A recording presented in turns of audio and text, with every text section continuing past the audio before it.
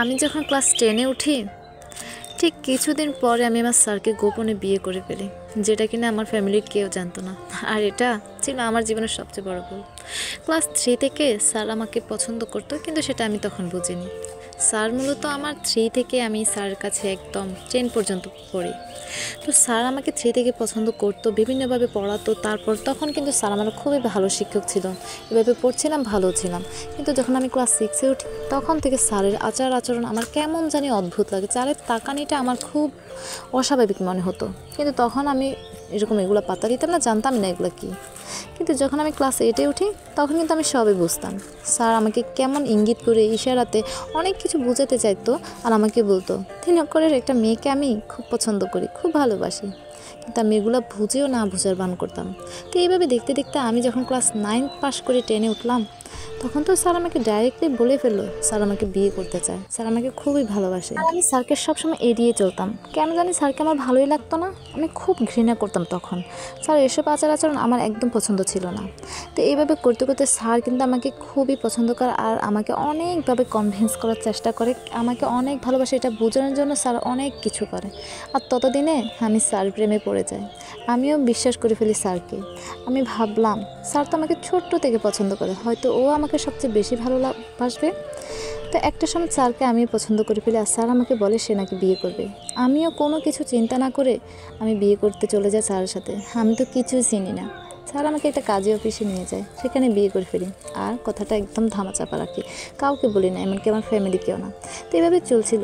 ঠিক আমার টেস্ট পরীক্ষার কয়েকদিন আগে আমার মা বাবা এটা জেনে যায়। সেটা নিয়ে তো অনেক ঝগড়া, অনেক বকা।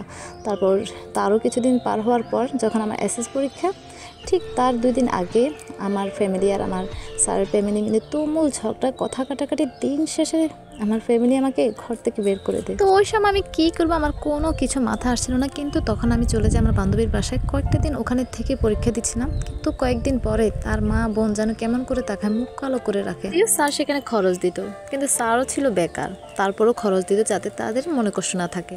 কিন্তু তারপর আমাকে নিয়ে যায় তার এক ভাই এবং ভাইয়ের বউয়ের বাসায়। সেখানে আমি ভালো ছিলাম কয়েকদিন, তারা আমাকে এত যত্ন করতো, এত ভালোবাসতো, কিন্তু তাদেরকে আমি কোনোদিন দেখিও না, চিনিও না। তারপরও তারা আমাকে অনেক আদর করতো। সেখানে ভালো ছিলাম কয়েকদিন। তারপর সেই রাতে আমার খুব জ্বর আসে। স্যার সেদিন স্যারও ছিল না, আবার স্যারের সেই ভাই এবং ভাইয়ের বউ ছিল না, তারা কোথায় বেড়াতে গেছে। আর স্যার চলে গেছে পিরোজপুর কাজের সন্ধানে। আমি সেদিন বাসায় একা, আমার এত জ্বর, সারা গায়ে ফক্স উঠে গেছে। সেটা আমি আবার স্যারকে বলি, কিন্তু আমাকে দেখার কেউ নাই, আমার মা বাবা বোন কেউ নাই। তখন নিজেকে খুব হতভাগী লাগছিল। মা বাবা থাকবে কি করে, তারা তো জানেই না আমার এই অবস্থা, আর আমাকে তো এখন পছন্দই করে না।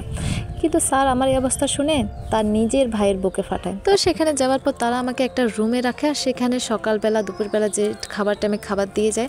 কিন্তু আমার মুখে কোনো রুচি ছিল না, আমার অনেক করুণ অবস্থা। ঠিক তখনই আমার স্যার আসে এবং আমাকে অনেক সেবা যত্ন করে সুস্থ করে। তো আমি দেখলাম আমার স্যারের ভাইয়ের বউ স্যার মিলে কী যেন বলছিল, তারা কী যেন ষড়যন্ত্র করছিল, কিন্তু আমি কিছু বুঝছিলাম না। সকাল উঠে দেখি স্যার চলে গেল ফিরোজপুরে। আর স্যার চলে যাওয়ার পরেই শুরু হয় আমার জীবনের কাল অধ্যায়। বাবা মাকে না জেনে বিয়ের ফলটা তখনই বুঝি।